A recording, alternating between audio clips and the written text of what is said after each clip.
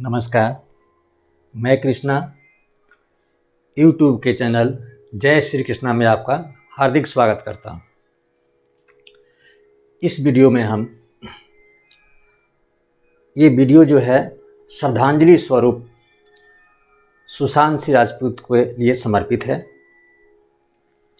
और इस वीडियो में हम ये जानने की प्रयास करेंगे कि ऐसी घटनाएं क्यों होती है। अगर होने के पहले ऐसी घटनाएं, आत्महत्या की जो घटनाएं हैं, ये नहीं हो सकती। अगर थोड़ी सी सावधानी बरतें, इसके बारे में जानें तो ऐसी घटनाएं नहीं हो सकती है। रोका जा सकता है। ऐसे विधि के विधान को रोकना वो अलग चीज़ है, लेकिन फिर भी अगर हम सावधानी बरतें तो ऐसी घटनाएं रोकी जा सकती है। क्या लक्षण होते हैं ऐसे व्यक्ति के वैसी घटना के पहले, और इसका स्थायी कैसे हम अपने समाज में ऐसी घटनाओं को रोक सकते हैं, ये हम जानेंगे। तो सबसे पहले मैं सुशांत सिंह राजपूत और साथ ही साथ उन वीर बांकुरों, वीर शहीदों को श्रद्धासुमन समर्पित करता हूँ जो अपने सब कुछ त्याग करके देश की रक्षा के लिए अपना तन मन धन सब कुछ न्यौछावर किया, शहीद हुए। बारंबार कोट कोट नमन सबको। अब दूसरा कि सच्ची श्रद्धांजलि किसी का कैसे दें। वीडियो ऐसे तो बहुत लोग बनाते हैं, लेकिन मेरा जहाँ तक अपना मानना है, जो अनुभव होता है, जो समाज के लिए कुछ जानकारी दे, जो कुछ सहयोग कर सके, ये मीडिया इसलिए है। ऐसे गलत बहुत ज़्यादा टिकटॉक या वीडियो बनता है वो लोग उसमें, लेकिन वो सब गलत है। मीडिया जो है कि बहुत समाज को नई दिशा के लिए है। किसी भी चीज़ का सही उपयोग और दुरुपयोग दोनों हो सकता है, सही उपयोग करना ही सबसे अच्छी बात है। तो आइए हम सच्ची श्रद्धांजलि किसी का कैसे दें, कैसी श्रद्धांजलि होनी चाहिए किसी का भी। तो जब भी कोई गुजरता है, अपनी उम्र के हिसाब से जब गुजरता है, तो जब भी उनके हम श्रद्धांजलि जाते हैं, अपने परिवार का हो चाहे अपने मित्र संबंधी का हो, तो श्रद्धा सुमन के साथ साथ ये प्रण आवश्यक है। जो उनके साथ रहे हैं या जो उनके परिवार से है, उनके कुछ बहुत ऐसे सपने होते हैं जो पूर्ण नहीं हो पाते हैं। बहुत ऐसी चीज़ें होती हैं जो मन में विचार किए होंगे परिवार में, लेकिन अचानक वैसी जो है समय आता है और वो अपना पात्र छोड़ करके, ये जो जीवन का पात्र है, इसको छोड़ करके वो चले जाते हैं। ऐसे हम तो कहते हैं, या संतों का विचार है कि कोई कहीं जाता नहीं इस दुनिया को छोड़ के, सब यहीं मिलते हैं कपड़े बदल बदल के, सब हमारे पास है।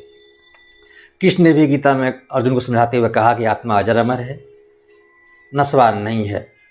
तो हम श्रद्धांजलि जब देते हैं तो सच्ची श्रद्धांजलि ये होनी चाहिए कि हम जो है उनकी जो अधूरे काम है उसको करने का प्रण करें, और परिवार में उन्होंने बहुत ही परिवार के लिए कुछ किया है, कृति संजोया है, इकट्ठा किया है, परिवार को बहुत आगे बढ़ाया है। तो परिवारजनों का उस समय ये श्रद्धांजलि स्वरूप ये प्रण होना चाहिए कि हम उनकी जो कृति है, जो परिवार के लिए जो उन्होंने जो किया है, परिवार का मान सम्मान बढ़ाया है, उसको हम बरकरार रखेंगे और इस कृति को, पुण्य को, यानी समाज में जो स्थान है हमारे परिवार का, इसको और बढ़ाएंगे। ऐसी श्रद्धांजलि होनी चाहिए। और दूसरी कि ऐसे अगर सुशांत सिंह राजपूत जैसी अगर घटना होती है, आत्महत्या की घटना होती है, तो उस समय सच्ची श्रद्धांजलि ये होनी चाहिए कि ऐसी घटनाएं न हो, इसके लिए प्रण किया जाए। राजनीति छोड़ करके श्रद्धा सुमन समर्पित करना, जांच बैठा देना, जांच हो रही है, ये तो एक राजनीति है। वास्तव में ये श्रद्धा सुमन होना चाहिए, ये श्रद्धांजलि होनी चाहिए कि ऐसी घटनाएं जो है फिर दोबारा ना हो। समाज में ऐसी शिक्षा की व्यवस्था की जाए, ऐसे लोगों को ज्ञान दिया जाए, विद्यालयों में ऐसी व्यवस्था की जाए, ऐसी शिक्षा की पद्धति अपनाई जाए कि उन्हें ज्ञान हो कि ये जीवन क्या है, जीवन जीने की कला को सिखाया जाए। ये श्रद्धांजलि, ये सच्ची श्रद्धांजलि है। केवल फूल चढ़ा देना सच्ची श्रद्धांजलि नहीं है। ऐसे तो सुशांत सिंह राजपूत ने जो अपने कम समय में अपने जीवन में बहुत कुछ कमा के गए हैं, तो जो जाने के बाद अपने नाम को छोड़ जाते हैं वे तो अमर रहते हैं। जाने के लिए तो हमेशा लोग जाते हैं। मान लीजिए पात्र हम लोग को मिला है, जीवन का पात्र है, इस पात्र को हम लोग जितने दिन के लिए मिला है, हम लोग इसको पात्र को खेल रहे हैं, अच्छे ढंग से खेलें, ये हमारा कर्तव्य बनता है। बीच में छोड़ कर जाना तो ऐसे विधाता की लेखनी को कोई नहीं रोकता, लेकिन हमारा कर्म बनता है। कर्म के आगे जो है सब कुछ फेल हो जाता है। कर्म अगर हमारा सही है तो हमें सफलता अवश्य मिलती है। तो कहने का मतलब ये है कि हमें कभी भी अपने कर्म से हार करके, अपने कर्तव्य से हार करके, असहाय होकर के ऐसी जो है जीवन को त्याग देने की जो फैसले है न किया जाना चाहिए। आइए अब हम देखते हैं कि ऐसी घटनाओं में किसका हाथ होता है, क्या ऐसी। तो सबसे पहले देखिए, कुछ विकार कहे जाते हैं। विकार जो है काम, क्रोध, लोभ, मोह, अहंकार, ये कहते हैं कि बेकार चीज़ें विकार है।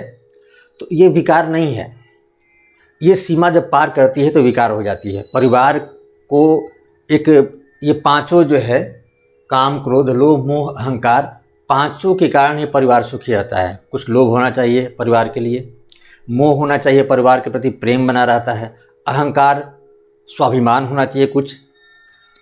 तो ये परिवार के लिए एक सीमा के अंदर जरूरी है, लेकिन ज़्यादा बढ़ जाता है तो ये घटनाएं होती हैं। दूसरा कि सतोगुण, रजोगुण, तमोगुण, 3 गुण होते हैं। अगर सतोगुण का व्यक्ति में विकास नहीं है, अगर उसमें रजोगुण का और तमोगुण का विकास है, तो ऐसी घटनाएं होती है। जैसे सतोगुण है जिसमें विश्वास होता है, उसको संतोष होता है। दूसरा ये रजोगुण जो होता है मतलब ये होता है केवल फायदे के काम करेंगे लोग। जिनमें रजोगुण का ये रजोगुण जिनमें होता है वो केवल मतलब की काम करेंगे, जिसमें फ़ायदा नज़र आएगा वैसी काम करेंगे। जबकि कोई काम कहिएगा इसमें क्या फ़ायदा हमको मिलेगा, तो ऐसे लोग जो है थोड़ा सा स्वार्थी होते हैं, मतलब ये होते हैं। और इस आकर्षण इसमें ज़्यादा होता है एक दूसरे को, जैसे कि लड़का लड़की के प्रति आकर्षण हुआ, इसमें ज़्यादा जाना इसमें भी जाती है। और ऐसी घटनाएं अमीरी गरीबी, पैसे वाले गरीब नहीं देखती है, ये गलत है, ऐसी बात नहीं। तो ये रजोगुण में आकर्षण के कारण होता है। आकर्षण एक दूसरे को लोग जाने कि तू क्या करोगे, तू क्या करोगे, हम जान दे देंगे, तो जान दे दिए, ऐसी घटनाएं हो जाती है। तो ये नासमझी है। नासमझी मतलब कि गलत विश्वास, उनको लगता है कि यही सही है, गलत विश्वास है। और तमोगुण, बात बात में क्रोध का आना। घर में परिवार, मान लीजिए अगर परिवार में जो है खाना बनाने वाला खाना सही है, क्रोध हो गया, डांट दिए, खाना फेंक दिए, ये कौन पूछने का तरीका है। बात कुछ भी नहीं, लेकिन बात का बतंगड़ बनाते हैं, बात बात में क्रोध हो जाना, सन की पंजिश हो कहते हैं तमोगुण का। वैसा जो तमोगुण वाला व्यक्ति होता है, तमोगुण वाले और रजोगुण वाले, ये दोनों में ऐसी घटनाएं आ सकती है वैसी परिस्थिति पा करके। सतोगुण में ऐसा नहीं होता है, इसलिए सतोगुण का विकास करना जरूरी है। अब हम आते हैं, अगर परिस्थिति वैसी आ जाती है तो क्या लक्षण होता है। सबसे पहले मौत और तनाव दोनों के बीच में एक लाइन आती है, यानी पहले डिप्रेशन शुरू होगा, तनाव शुरू होगा, व्यक्ति तनाव में जाएगा और मौत उस तरफ है। बीच में एक काली पट्टी आती है, जिसको हम बहुत लोग ऐसे कहते हैं काली छाया, वो गलत चीज़ें हैं, लोग भूत प्रेत में विश्वास रखते हैं। तो जब काली छाया उसकी शुरू होती है, उस समय व्यक्ति सावधानी बरते तो व्यक्ति की जान बच सकती है।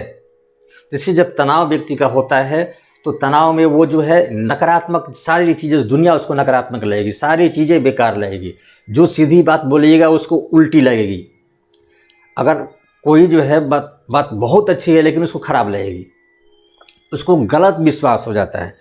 जितनी बातें वो जानता है उस पर गलत विश्वास हो जाता है और गलत चीज़ को ही जो मानता है उस समय, केवल नकारात्मक उसमें जो है जितनी घटनाएं होती हैं। दूसरा अकेलेपन रहना चाहता है, वो ज़्यादा अकेलेपन, तनावग्रस्त, भौहें चढ़ी हुई रहती है, मन बेचैन रहेगा। और नींद कम आती है। सबसे बड़ी चीज़ ऐसे व्यक्ति, एक पागलपन, मानसिक तनाव। चूँकि मैं साइकोलॉजी का विद्यार्थी रहा, मैं साइकोलॉजी से ही हूँ, तो ये कुछ जानकारियाँ जो है जो इसी हिसाब से आपको साझा कर रहा हूँ। तो नींद नहीं आती है ऐसे व्यक्ति को, क्योंकि नींद आएगी तो शांति मिलेगी, तो नींद, मन में शांति नहीं मिलती है, बेचैन रहता है व्यक्ति हमेशा। और ऐसे भी घटना होने के पहले, कुछ दिन पहले पूर्ण संकेत मिलता है।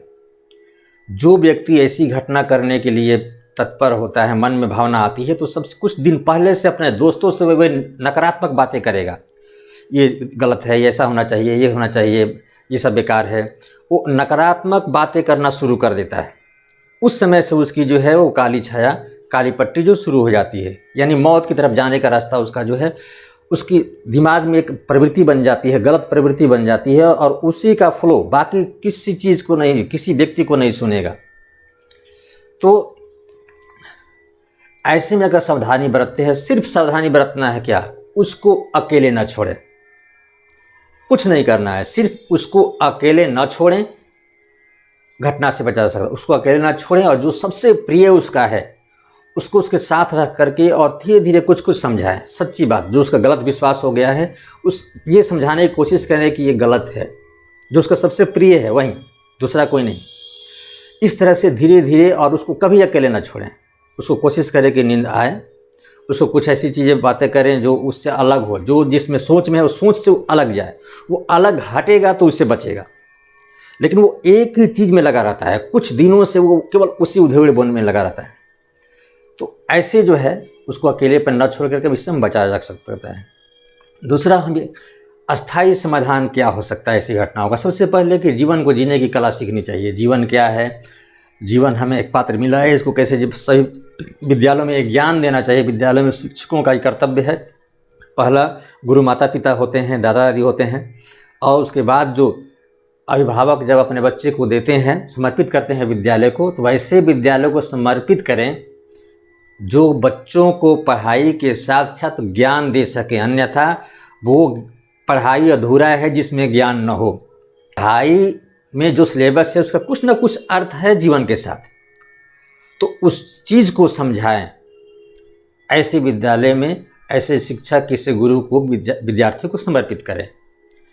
दूसरा कि संगीत से जोड़ें। एक संगीत सुनना, ऐसा नहीं कि संगीत गाना नहीं, संगीत कोई भी गाना सुनना, संगीत से प्रेम रहेगा तो संगीत प्रेमी आदमी कभी डिप्रेशन, तनाव में नहीं जाएगा। जब वो तनाव, किसी भी तरह से तनाव आता है तो तुरंत जो है अपने मन पसंद के कोई गीत गुनगुनाएगा, सुन लेगा, मन शांत हो जाएगा, उसका डिप्रेशन तनाव अलग। ठीक है। दूसरा होता है कि धार्मिक प्रवृत्ति। धार्मिक प्रवृत्ति के लोग, विश्वास किसी भी धर्म का हो, किसी भी धर्म पर उसकी आस्था है, वो अगर आस्थाहीन है तो ऐसी घटना अवश्य होती। अगर धार्मिक आस्था है किसी भी धर्म से, तो वो ऐसी घटना का अंजाम कभी भी नहीं देता है। उसको विश्वास है कि हम हनुमान जी की पूजा करते हैं, हनुमान जी मेरी रक्षा करेंगे, और एक एनर्जी मिलती है जब पूजा पाठ करते हैं, तो एक अलग एनर्जी मिलती है, मन को शांति मिलती है। तो उतना देर जब पूजा करते हैं तो मन को जो एकाग्र करते हैं, उससे दिमाग को आपको शांति मिलती है। ठीक है। तो धार्मिक प्रवृत्ति होना जरूरी है। धर्म के प्रति आस्था होना चाहिए, सकारात्मक होना चाहिए, और कटु वचन कभी प्रयोग न करें। कटु वचन कभी किसी के लिए दिल के लिए घाव बन जाते हैं, तो कटु वचन बोलने से बचे परिवार में। और पूर्ण नींद जरूरी। जैसे शरीर के लिए, शरीर जब काम करते थक जाता है तो भोजन जरूरी है, उस तरह से इस मस्तिष्क को रिचार्ज करने के लिए नींद जरूरी है। जब हम नींद लेते हैं तो हमारा ये जो रिचार्ज हो जाता है और फिर काम करने के लिए तैयार होता है। इसलिए नींद मानसिक बीमारी को दूर करने का सबसे पहली दवा यही होती है, नींद। नींद का आना, नींद जरूरी है। तो इस तरह से हम इसमें सावधानी बरतें। और दो पंक्ति में अगर हम कहें, विशेषता ये कहें, बच्चों को जिद से बचाएं। आज के परिवेश में बच्चे को जिद न पनपने दें। दूसरा विशेष में लिखें सुख दुख के साथ जीवन जीने के लिए सिखाए बच्चों में कि सुख दुख में सहकर जीना है। कभी सुख भी मिलना चाहिए, दुख भी मिलना चाहिए। केवल ज़्यादा प्यार भी न दें, डांट भी ज़रूरी है, अन्यथा डांट नहीं दीजिएगा और कुछ दिनों के बाद जीवन में आगे वो बढ़ेगा और किसी ने डांटा, किसी ने फटकारा, किसी ने बोल दिया, मानसिक तनाव में आएगा, क्योंकि आज तक जीवन में उसको कुछ डांटा ही नहीं कोई। इसलिए जीवन में जीने की कला की सबसे बड़ी चीज़ है कि सुख दुख को जानते हुए ऐसे बच्चे का परवरिश करें, ऐसे जो है उसको ज्ञान दें कि सुख का भी अनुभव जाने, दुख का भी अनुभव जाने, दुख में भी वैसे ही रहे, सुख में भी वैसे ही रहे, तब जाके ये पूर्ण जीवन आनंद के साथ जिया जा सकता है। तो बस वही कहेंगे, अपनी पहुँच विचार के कर्तव्य कीजिए तौर, तेते पाव पसारिए जेती लंबी सौर। अगर सपने अपनी पहुँच से ज़्यादा क्या नहीं रखिएगा तो ऐसी नौबत जो है तनाव में नहीं आइएगा। इसलिए कभी भी इतना ही पाव पसारिए, इतना ही सपने देखिए जो आप उसको पूरा कर सकें। अपनी सामर्थ्य के अनुसार सपने देखिए, अपने सामर्थ्य के अनुसार कार्य को उठाइए, ताकि कार्य पूर्णपेण अच्छा होगा, सफलता मिलेगी और उसमें आपको आनंद आएगा और कार्य करने में प्रेरणा मिलेगी और कभी ऐसे तनावग्रस्त नहीं होइएगा। और अंत में मैं उन जो सुशांत सिंह राजपूत और वीर शहीद वीरों के प्रति जगजीत सिंह की 2 पंक्तियाँ उनाते हुए वीडियो को अंत में ही श्रद्धासुमन समर्पित करता हूँ। एक आह भरी होगी हमने न सुनी होगी, जाते जाते तुमने आवाज़ तो दी होगी।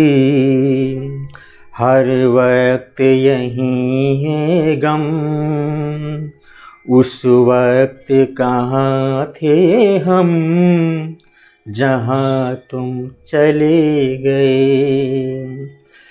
चिट्ठी न कोई संदेश, जाने वो कौन सा देश, जहाँ तुम चले गए, जहाँ तुम चले गए।